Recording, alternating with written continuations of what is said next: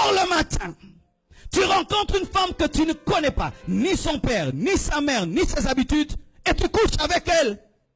Tu es fort, hein? Tu n'as pas peur.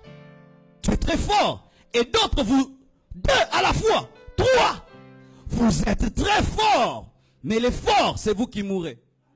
Mais l'homme qui a peur, l'homme qui tremble, il dit, mais comment une femme peut avoir un tel courage?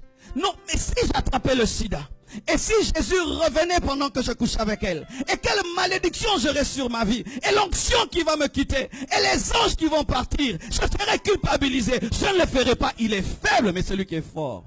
Vous tous qui êtes des forts, vous êtes des faibles. Et vous qui êtes faibles, vous êtes forts. Bien-aimés frères et sœurs, pourquoi est-ce que la Bible dit fuyez l'impudicité? C'est parce que l'impudicité a des graves conséquences. Et excusez-moi, dans ce séminaire, j'appelle le chat par son nom en faisant l'effort d'être pudique au maximum. D'accord?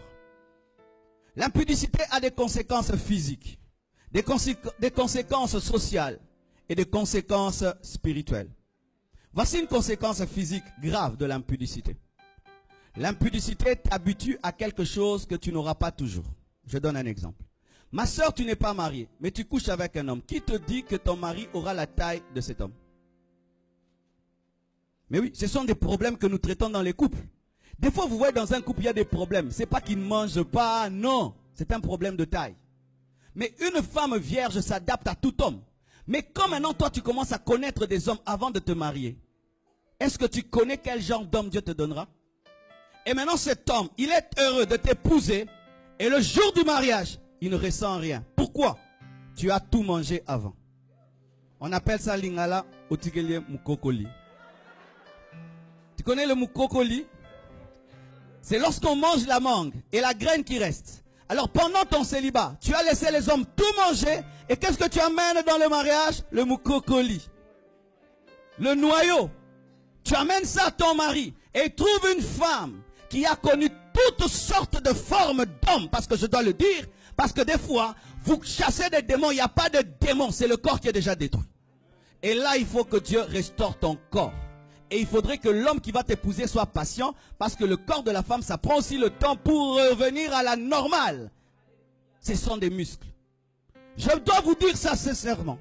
Et mon frère, toi qui goûtes aux femmes avant de te marier, qui te dit que ta femme aura la même capacité que toutes ces filles-là? Ce sera maintenant tu couches avec ta femme et tu penses à d'autres femmes. Pourquoi? Ta femme ne te fait pas arriver à ce niveau-là. Et c'est une réalité. Aujourd'hui, il y a des divorces à cause des relations précoces. Un homme qui mange chez lui tous les jours et qui ne mange jamais chez la voisine ne compare rien. Mais un homme qui mange partout peut comparer le pondu, le riz de gauche et droite. Et lorsque, avant le mariage, tu couches à gauche et à droite, quand tu viens dans le mariage, cela a marqué ton cœur, que tu le veuilles ou pas. C'est un souvenir qui t'a marqué. Surtout, si dans le péché, le diable l'a bien fait.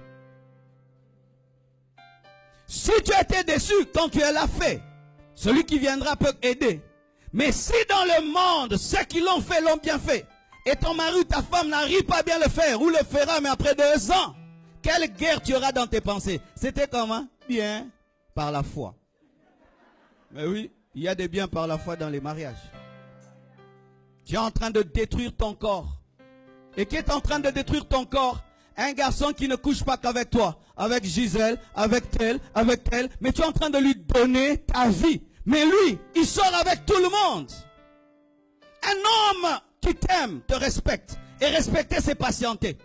Et tous ces hommes qui disent, si tu m'aimes, couche avec moi. Dis-lui, si tu m'aimes, attends encore. Si tu m'aimes, couche avec moi. Il faut dire, si tu m'aimes, attends encore. Mais si vous dites, je vais lui prouver que je l'aime en couchant avec lui. Surtout pour une femme, c'est toi qui perds plus que lui.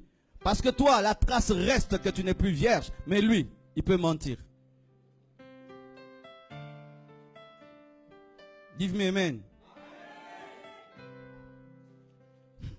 Et ce qui est pire, ma soeur, un homme vient vers toi et il va dire déjà à ses amis, je vais coucher avec elle aujourd'hui.